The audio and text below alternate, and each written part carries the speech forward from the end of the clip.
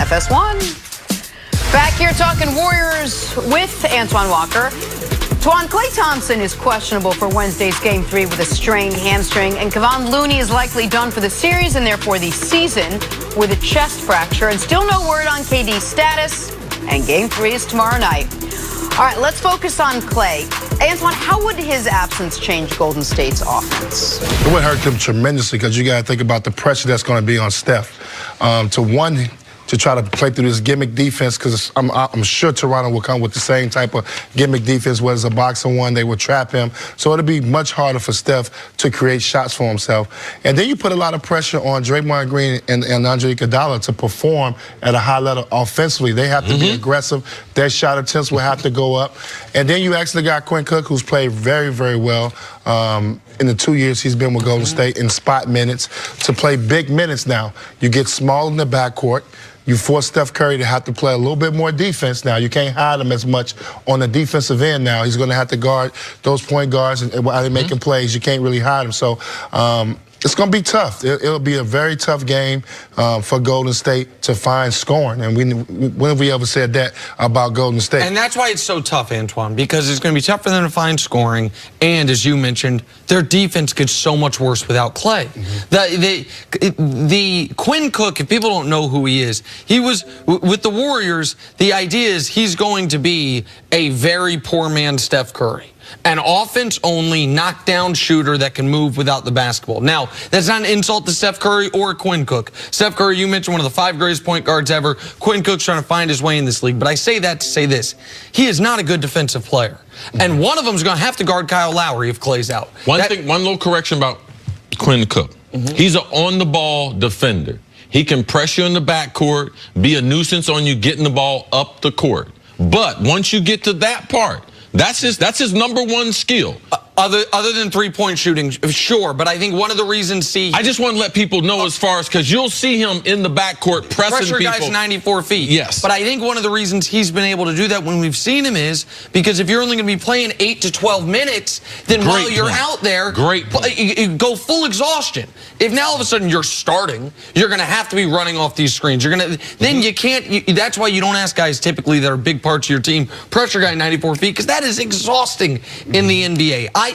The Warriors have only played 8 games in the last 3 years where KD and Klay missed. They've won seemingly, amazingly, 3 of them. But those 3 came against the 2018 Phoenix Suns. The 2018 Phoenix Suns were so good, they got the #1 pick of the draft. The 2018 Atlanta Hawks, that team was so good, they got the #3 pick of the draft. And last year's New Orleans Pelicans, at the end of the season, after Anthony Davis had been not shut down entirely, but they were using him very sparingly. Like, they don't have experience beating anyone of relevance. Not that they have much experience at all playing without these 2 guys.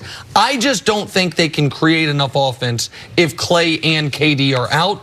Vegas clearly thinks one of them's playing.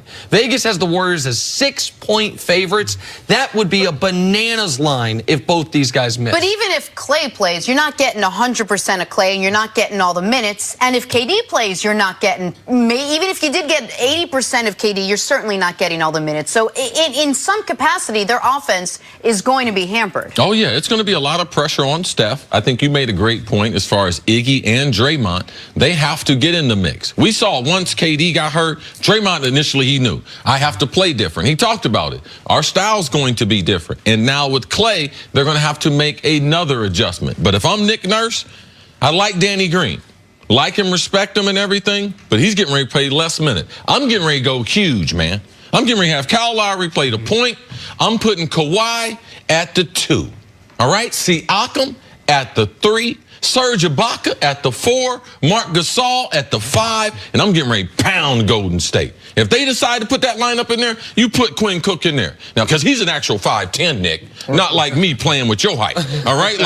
Like he is not a big guy. Steph's not a physical guy. You know that they're going to play bigger in Golden State because all they got is Bogut and Boogie. They're not going to play Looney. They're not going to play Small. They're not going to play Jordan Bell. So if I'm Nick Nurse, that's what I'm doing. I'm getting ready to pound Golden State with that big lineup and put that pressure on their backcourt. Because they become much easier to guard, obviously, when Klay out the lineup. So you can do that and play a bigger lineup and still be able to rotate and get to your spots. I think it still will be for the Raptors offensively where they're going to find the scoring and take advantage of these mismatches. Because now you got to take advantage. Because now you force some Boogie's going to have to be a little bit more active on the offensive end. I don't know if Boogie's still quite there yet to get in the post and score in the block. Right. Yet. He's not there yet. That's probably the last part of your game that will come. And Steve Kerr will probably go with Sean Livingston a little bit more, but that actually works in Toronto's favor to me, having Sean Livingston on the floor, because he's not the same offensive player he was a couple years ago. And he will never shoot a three. I mean, he and Ben Simmons almost identical three-point attempts. Right. Like, he will never shoot a three. And they threw him the ball late in the game, 15 seconds. Ball touched his hand. He got it. Right. He doesn't want. He's not going to. He didn't want to go to the line there, and he's not going to shoot threes. Let's just for a moment here, because I don't think Golden State can win if Klay's out. If he's limited, I think they can win because he at least adds spacing. Even if he's not 100%, you have to respect him. You're going to have to guard Klay Thompson's shot till the day he retires. But you mentioned the box and one. Obviously, the Warriors will watch film. They will find ways to attack it.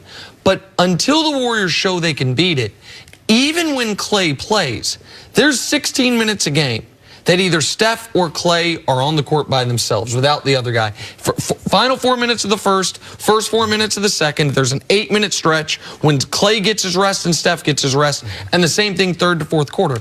If you're Toronto, don't you unveil that as soon as one of those guys goes out and see if they can figure it out? Like, see if they have figured out a way to attack that box and one? Oh, without question. You gotta. This is a must.